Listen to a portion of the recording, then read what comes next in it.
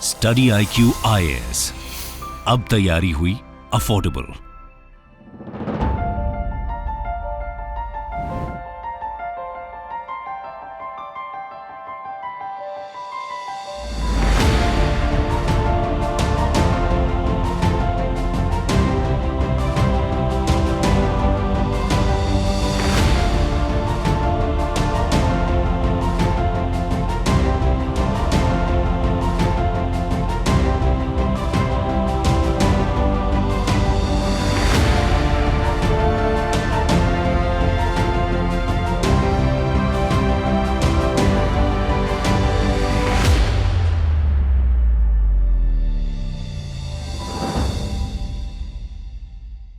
नमस्कार दोस्तों, मैं मोहित जिंदल स्वागत करता हूं स्टडी IQ के इस सेशन में। दोस्तों, सिविल सर्विसेज की जर्नी में जो सबसे इंपॉर्टेंट स्टेज है वो कहीं ना कहीं मेंस एग्जामिनेशन है। और उस स्टेज को क्रैक करने के लिए जो सबसे इंपॉर्टेंट चीज चाहिए वो है आंसर राइटिंग प्रैक्टिस। और इसी चीज को डिस्कस करने के लिए मेरे साथ आज मौजूद हैं शशांक त्यागी, हमारे सीनियर फैकल्टी पॉलिटी के। Welcome Shashank to this session. Thank you sir. तो शशांक, मेरा पहला सवाल आपसे ये है जो कि बच्चों के मन में भी चल रहा होता है कि आंसर राइटिंग की प्रैक्टिस कब शुरू करें? I would advise after at least 2 revisions. So one revision is just after the lecture and second revision should be at a gap. Okay. और जब आप ये कर लें, इस बीच आप प्रीवियस ईयर क्वेश्चंस को भी देख लें, क्योंकि पहली जो स्टेज होती है वो होती है understanding. Sometimes students start answer writing just after understanding, और कई बार अंडरस्टैंडिंग भी उस टाइम में फीबल होती है। और जब वो क्लास में या फिर दूसरे स्टूडेंट्स के आंसर्स देखते हैं, समटाइम्स दे गेट डीमोटिवेटेड कि यार हम नहीं लिख पा रहे और ये दूसरा कैसे लिख पा रहा है। लेकिन हर किसी की जर्नी अलग अलग होती है। तो अगर कोई आपके क्लास में पढ़ने के जस्ट बाद आंसर लिख रहा है तो इसका मतलब ये बिल्कुल नहीं है कि आप भी अच्छा आंसर लिख लेंगे। You should start your own journey. Understanding के बाद जब आप PYQs देख लेते हैं तो आपको थोड़ा आइडिया होता है कि अच्छा ये कंटेंट होता है, इस कंटेंट का इस तरीके से क्वेश्चंस में इस्तेमाल होता है। फिर आप सीखते हैं आंसर बिल्डिंग, कि एक्चुअली आंसर को बिल्ड कैसे किया जाता है। तो आंसर की भी स्टेजेस हैं कि भाई इंट्रोडक्शन है, बॉडी और कंक्लूजन, और इंट्रोडक्शन भी लिखने के कई सारे तरीके हैं। सेकेंड रिविजन के बाद शुरुआत करें। Before that you should know the answer structuring, nuances, और PYQs को देख लें। मतलब that should be the start. ठीक है। और शशांक, जैसे कुछ बच्चों का ये मानना होता है, कुछ ऐसा सोचते हैं कि एक बार हम प्रीलिम्स क्लियर कर लें उसके बाद हम आंसर राइटिंग करेंगे। उन बच्चों के लिए आपकी क्या सलाह होगी? सलाह ये होगी कि ऐसा बिल्कुल ना करें। एक तो होता है गलत, एक सरासर। वो सरासर वाली कैटेगरी हो जाएगी, क्योंकि उसके बाद इतना समय नहीं होता कि जो हम कह रहे हैं कि उन नुआंसेस पे काम कर लें। क्योंकि जब हम मेंस दे रहे होते हैं तो उस टाइम पर इतना समय नहीं होता कि हम क्रिएटिविटी वहाँ दिखाएंगे।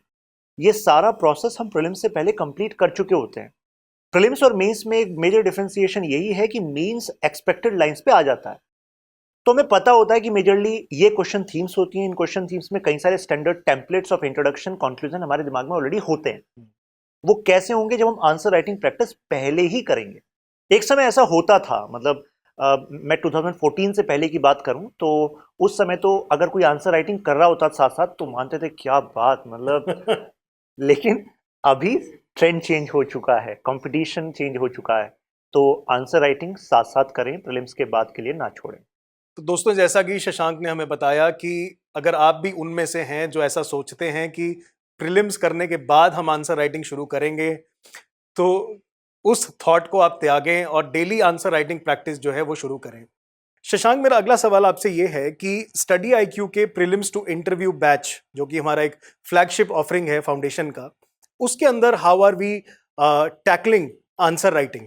सो within the class module we are focusing कि हर एक टॉपिक के बाद जैसे आप कंप्लीट कर लें तो उसके बाद ही आपको उससे जुड़ा हुआ क्वेश्चन मिल जाएगा। वो प्रीवियस ईयर क्वेश्चन भी हो सकता है, वो उससे अलग क्वेश्चन भी हो सकता है।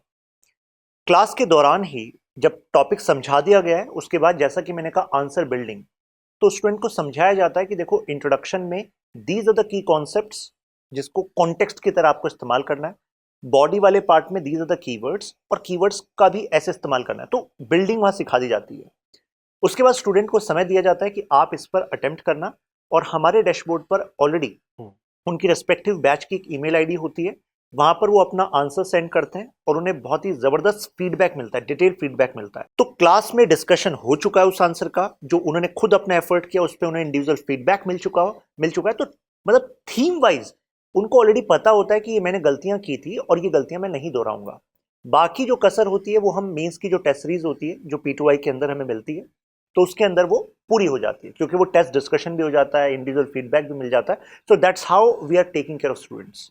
तो शशांक, जैसे आपने बताया कि डेली लेक्चर्स के साथ ही इंटीग्रेट कर दिया गया है आंसर राइटिंग को, जहाँ पे फैकल्टीज जो हैं वो क्वेश्चन दे रहे हैं और अगले दिन उसका डिस्कशन हो रहा है जी और बच्चे उसका आंसर लिख के भेज के एक्सपर्ट से इवैल्यूएशन जो है वो उनको मिल जाएगी। जी क्या इसके अलावा डेली बेसिस के अलावा हम वीकली बेसिस पे भी कुछ टेस्टिंग कर रहे हैं लोगों की, बच्चों की मेंस के लिए? जी जी, जैसे हमने कहा ना वीकली जो टेस्ट सीरीज चलती है, तो उस टेस्ट सीरीज में वो लिख सकते हैं। Okay. कारण क्या है कि मैंने खुद आपको बताया कि ऐसा नहीं है कि लेक्चर में करने के बाद तुरंत आप आंसर लिखना शुरू कर देंगे।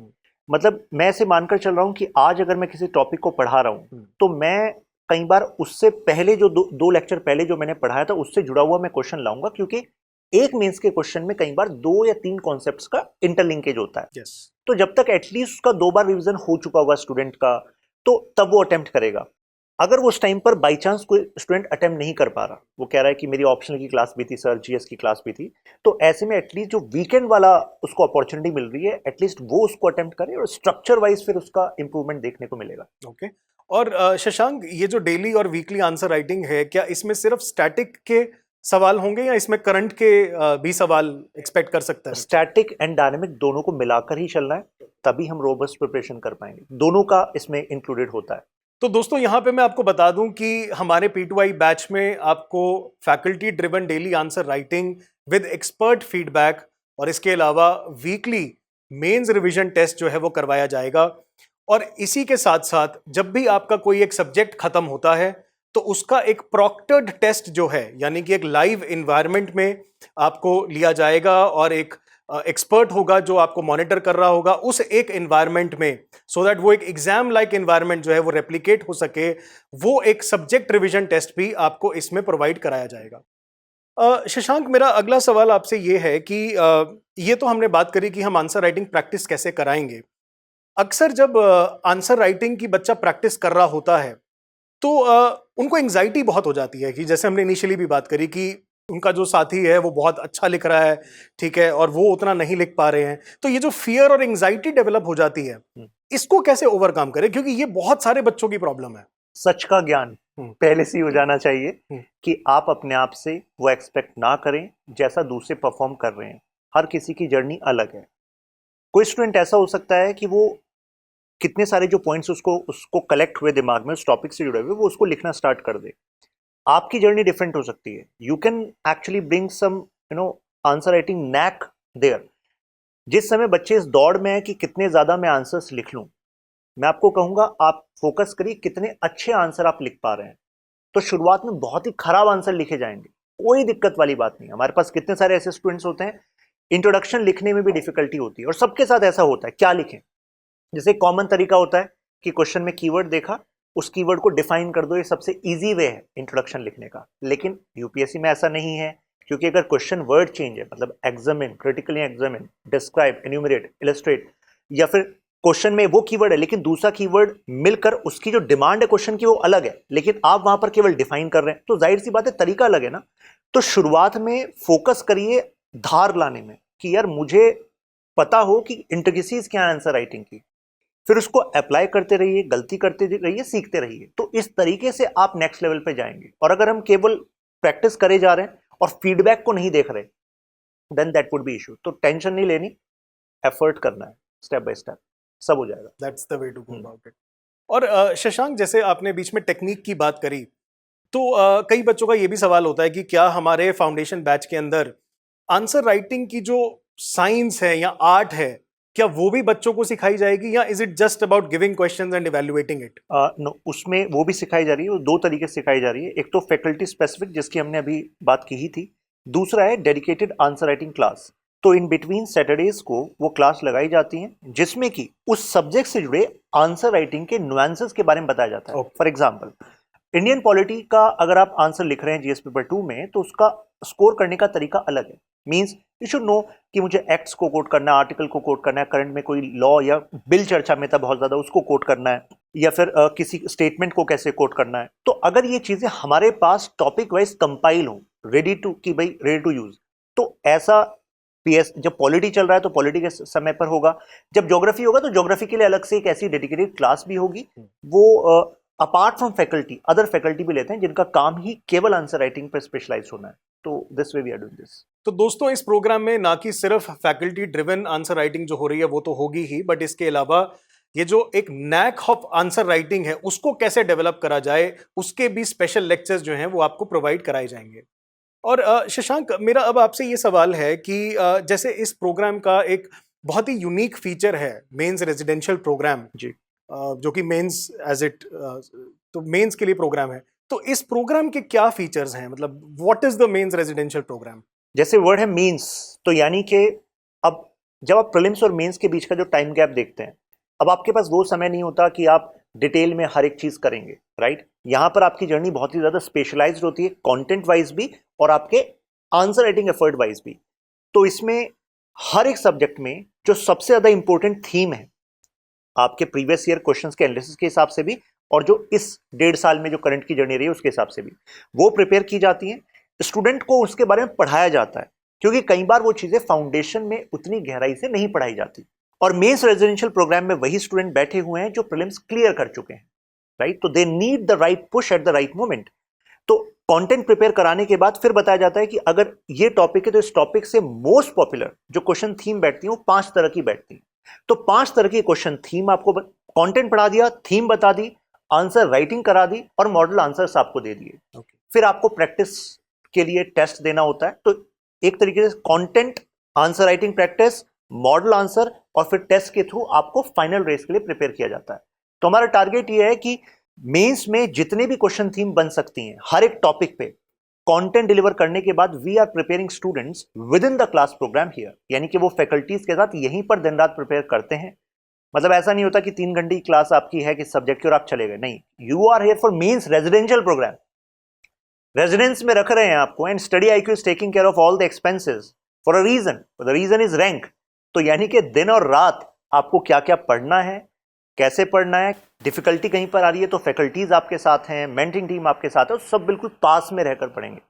तो वो गुरुकुल वाली प्रॉपर वाइब आएगी आई वुड से। तो दोस्तों, जैसा कि शशांक ने हमें बताया कि हमारे स्टडी आईक्यू के P2I बैच का एक बहुत ही unique, one of its kind feature है मेंस रेजिडेंशियल प्रोग्राम, जहां पे फैकल्टीज और स्टूडेंट्स जो प्रीलिम्स क्लियर करके आएंगे उनको मेंस की एक रिगरस प्रिपरेशन कराई जाएगी इन अ क्लासरूम सेटिंग। वो हमारे कैंपस में बुलाए जाएंगे और वहाँ पे हमारे फैकल्टीज, मेंटर्स, एक्सपर्ट इवैल्यूएटर्स ये सारे मौजूद रहेंगे, सो दैट आप उस लिमिटेड टाइम में जो भी प्रीलिम्स और मेंस के बीच में है उसमें आप मैक्सिमम आउटपुट जो है वो निकाल सकें और आप इस एग्जाम को क्रैक कर सकें। तो Shashank, my last question to you would be कि जब हम आंसर राइटिंग की बात करते हैं तो जैसे काफ़ी बच्चों का ये एक रहता है कि हमारा सिलेबस खत्म होगा, हम उसके बाद ही शुरू करेंगे आंसर राइटिंग। तो और ये मैंने ज़्यादातर बच्चों का सुना है कि ये इस तरह का फियर रहता है, तो उसके लिए आपका क्या कहना है इस चीज़ पे? जब तक आपका सिलेबस कंप्लीट होगा तब तक 10 महीने जा चुके होंगे। तो अगर आप 1 साल इस प्रिपरेशन को दे रहे हैं, फिर दूसरे साल आप एग्जाम साइकिल में हैं, तो वो स्ट्रेटेजिकली भी रॉन्ग है, राइट। क्योंकि जब तक आप वहां पर जाएंगे तब तक जो अभी तक आप कर सकते थे, means answer writing is not just about learning how to write, वो तो आप कर चुके हैं तभी आप स्टेज पर हैं। Answer writing also helps you in revision, developing interconnections. क्योंकि अगर आपने आंसर राइटिंग नहीं करी ना तो आपकी अप्रोच हो सकता है केवल सब्जेक्ट सेंट्रिक रह जाए कि अच्छा ये कुछ सब्जेक्ट्स हैं, history, geography, polity, economy, environment etcetera. लेकिन आंसर राइटिंग से क्या होता है, कई बार यूपीएससी ऐसे आंसर्स पूछती है जहां पर मल्टीपल एंगल्स आपको कनेक्ट करने होते हैं। तो your interconnection skills are necessary and for that answer writing is necessary. तो इसको साथ साथ ही करना होगा, जिससे कि जब वो 10 महीने के अंत पर आप होंगे तो you will have piece of mind कि मेरा सिलेबस कंप्लीट है, रिवीजन हो चुका है, आंसर राइटिंग कर चुका हूं या कर चुकी हूं, मेरे पास मॉडल आंसर्स भी हैं, अब मैं प्रीलिम्स पर फुल फोकस करके मैं प्रीलिम्स को क्लियर कर सकता हूं। तो for that it is needed.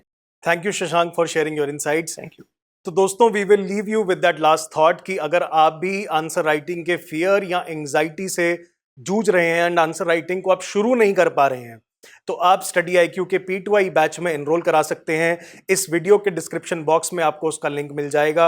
आप हमारे ऐप या वेबसाइट पे आके ये कोर्स परचेज कर सकते हैं और शशांक जैसे और हमारे एक्सपर्ट फैकल्टी से आंसर राइटिंग का जो नैक है वो सीख सकते हैं। तो दोस्तों, thank you so much for joining us in this session. Thank you and God bless. Study IQ IAS, अब तैयारी हुई अफोर्डेबल।